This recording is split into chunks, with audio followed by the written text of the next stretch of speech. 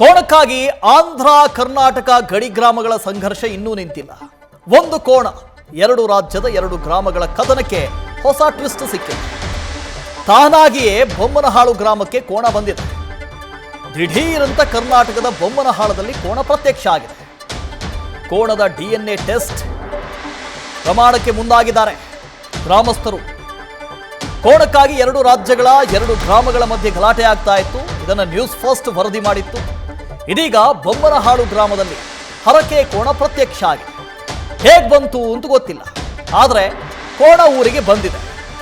ರಾತ್ರಿ 2 ಗಂಟೆ ಸುಮಾರಿಗೆ ನಮ್ಮ ಊರಿಗೆ ಕೋಣ ಬಂದಿದೆ, ಹಾಗಾಗಿ ಕಟ್ ಹಾಕಿದ್ದೀವಿ. ಈ ಹಿಂದೆ ಈ ಬಗ್ಗೆ ನಾವು ಸುದ್ದಿ ಪ್ರಸಾರ ಮಾಡಿದ್ವಿ. ನಾವು ರಾಜ್ಯಗಳ ಮಧ್ಯೆ ನೀರಿಗಾಗಿ ಗಲಾಟೆ ಆಗುತ್ತೆ, ಭಾಷೆಗಾಗಿ ಗಲಾಟೆ ಆಗುತ್ತೆ, ಗಡಿಗಾಗಿ ಗಲಾಟೆ ಆಗುತ್ತೆ ಅಂತ ಕೇಳಿದ್ವಿ.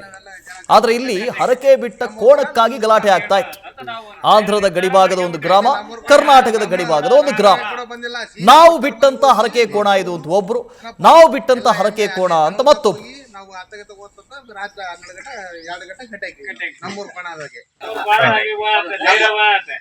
ಅವರು ಪುಟ್ಟರು ಹರಕಂದತ್ತು ನಮ್ಗೆ ಅವೆಲ್ಲ ನೋಡಿಲ್ಲ.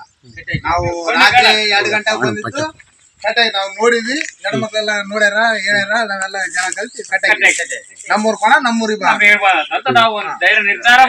ಮತ್ತೆ ನಮ್ಮೂರ್ ಕೋಣ ನಮ್ಮೂರಿಗೆ ಕೂಡ ಬಂದಿಲ್ಲ. ಸೀದಾ ಪುಟ್ಟರ ಮನೆಗೆ ಹೋಗಿ ನೀರು ಕುಡಿದು ಏನಪ್ಪಾ ಎಲ್ಲ ಎಮ್ಮೆ ಅಲ್ಲಿ ದಣದಕ್ ಹೋಗಿ ನಾವು ಹತ್ತಗತ್ತ ಓದ್ತಂತ ರಾತ್ರಿ 2 ಗಂಟೆ ಕಟ್ಟಾಕಿ ನಮ್ಮೂರ್ ಕೋಣ ಅದಾಗೆ. ನಮ್ಮೂರ್ದಪ್ಪ ನಿನ್ನೆ ರಾತ್ರಿ ಬಂದೈತೆ. ಬಿಟ್ಟರು ಇಲ್ಲ ಅದೇ ಬಿಸಿಗೆ ಬಂದ ಗೊತ್ತಿಲ್ಲ. ನಮ್ಮ ಕೋಣ ಬಂದು ನಮ್ ಗುಡಿ ಹತ್ರ ನಿಂತ್ಕೊಂಡಿತ್ತು. ಅದನ್ನ ತಾಂಬಂದು ಕಟ್ಟಿ ಹಾಕೊಂಡ್ವಿ. ಹಂಗ ಶುಕ್ರವಾರ ದಿನ ಬಂದತ್ತೆ. ರಾತ್ರಿ 2 ಗಂಟೆ ಬಂದತ್ತೆ. ಬಂದಿದ್ದು ನಾವು ಕಟ್ಟಿ ಹಾಕೊಂಡು ಇಲ್ಲೇ ಬಿಟ್ಟಿದ್ವಿ. ನೀವ್ ಯಾರಾದ್ರೂ ಹೋಗಿದ್ದೀರಾ ನೈಟ್ ಬಂದಾಗ, ಕೋಣ ಬಂದಾಗ?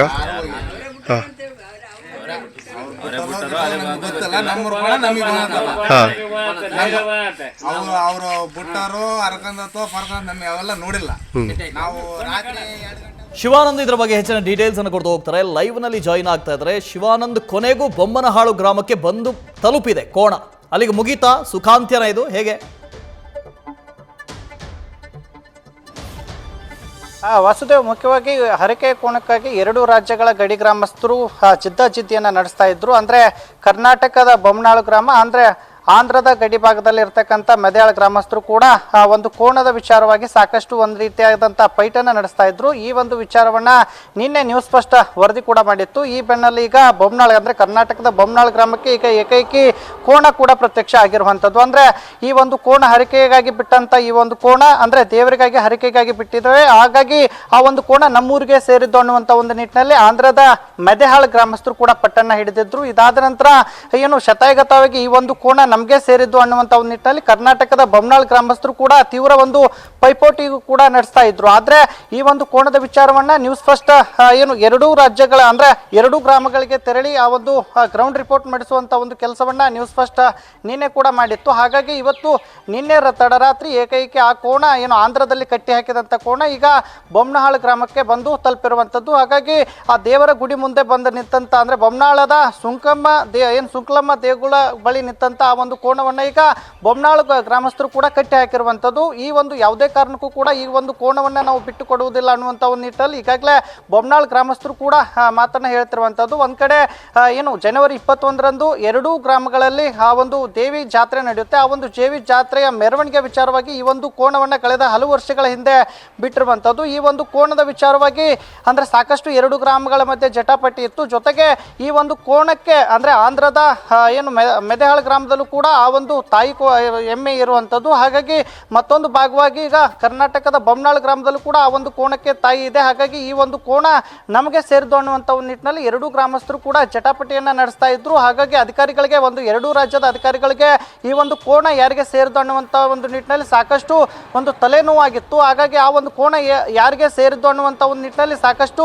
ಎರಡು ಗ್ರಾಮಸ್ಥರ ಮಧ್ಯೆ ಆಗಾಗ ಸಂಘರ್ಷಕ್ಕೂ ಕೂಡ ಕಾರಣವಾಗಿತ್ತು. ಇದಾದ ಬೆನ್ನಲ್ಲೇ ಏಕೈಕಿ ಆ ಒಂದು ಕೋಣ ಏನು ಆಂಧ್ರದ ಮೆದೆಯಾಳ ಗ್ರಾಮದಲ್ಲಿ ಪ್ರತ್ಯಕ್ಷ ಆಗಿತ್ತು. ಆ ಒಂದು ಕೋಣವನ್ನ ನಮ್ಮ ಗ್ರಾಮಕ್ಕೆ ಸೇರಿದ ಅನ್ನುವಂಥ ಒಂದು ನಿಟ್ಟಲ್ಲಿ ಅದನ್ನ ಅಲ್ಲಿ ಆ ಒಂದು ಗ್ರಾಮದಲ್ಲಿ ಕಟ್ಟಿ ಹಾಕುವಂಥ ಒಂದು ಕೆಲಸವನ್ನ ಮೆದೆಹಾಳು ಗ್ರಾಮಸ್ಥರು ಮಾಡಿದ್ರು. ಆದ್ರೆ ನಿನ್ನೆ ರಾತ್ರಿ ಈಗ ಕೋಣ ಕೂಡ ಏನು ಕರ್ನಾಟಕಕ್ಕೆ ಬಂದಿರುವಂಥದ್ದು, ಅದನ್ನ ಕಟ್ಟಿ ಹಾಕಿರುವಂಥದ್ದು. ಈ ಒಂದು ಕೋಣವನ್ನ ಅದನ್ನ ಕಟ್ಟಿ ಹಾಕುವಂಥ ಒಂದು ನಿಟ್ಟಿನಲ್ಲಿ ಈಗಾಗಲೇ ಏನು ಗ್ರಾಮಸ್ಥರು ಕೂಡ ಅಂದರೆ ಅಲ್ಲಿ ಇರ್ತಕ್ಕಂಥ ಬೊಮ್ಮನಾಳ್ ಗ್ರಾಮಸ್ಥರು ಹೇಳ್ತಿರುವಂಥದ್ದು ಈ ಒಂದು ಕೋಣ ನಮ್ಮ ಗ್ರಾಮಕ್ಕೆ ಸೇರಿದ್ದು, ಹಾಗಾಗಿ ನಾವು ಇದನ್ನು ಬಿಟ್ಟುಕೊಡುವುದಿಲ್ಲ ಅನ್ನುವಂಥ ಒಂದು ನಿಟ್ಟಿನಲ್ಲಿ ಪಟ್ಟಣ ಹಿಡಿದಿದ್ರೆ, ಮತ್ತೊಂದು ಭಾಗವಾಗಿ ಈ ಒಂದು ಕೋಣದ ವಿಚಾರವಾಗಿ ಎರಡು ಗ್ರಾಮಸ್ಥರ ಮಧ್ಯೆ ಆ ಒಂದು ಕೋಣ ತಾಯಿ ಯಾರು ಅನ್ನುವಂಥ ಒಂದು ಪತ್ತೆಗಾಗಿ DNA ಟೆಸ್ಟನ್ನು ಮಾಡಿಸ್ಬೇಕನ್ನುವಂಥ ಒಂದು ನಿಟ್ಟಿನಲ್ಲಿ ಪಟ್ಟಣ ಹಿಡಿದಿದ್ರು. ಜೊತೆಗೆ ಎರಡೂ ಗ್ರಾಮಸ್ಥರ ಮಧ್ಯೆ ಅಂದರೆ ಆಣೆ ಪ್ರಮಾಣದ ಹಂತಕ್ಕೂ ಕೂಡ ಈ ಒಂದು ಕೋಣದ ವಿಚಾರ ಹೋಗಿತ್ತು. ಆದರೆ ಈಗ ನಿನ್ನೆ ತಡರಾತ್ರಿ ಏಕಾಏಕಿ ಆ ಒಂದು ಆಂಧ್ರದಲ್ಲಿ ಇದ್ದಂಥ ಕೋಣ ಈಗ ಕರ್ನಾಟಕದ ಬೊಮ್ಮನಾಳ್ ಗ್ರಾಮಕ್ಕೂ ಕೂಡ ಬಂದಿರುವಂಥದ್ದು.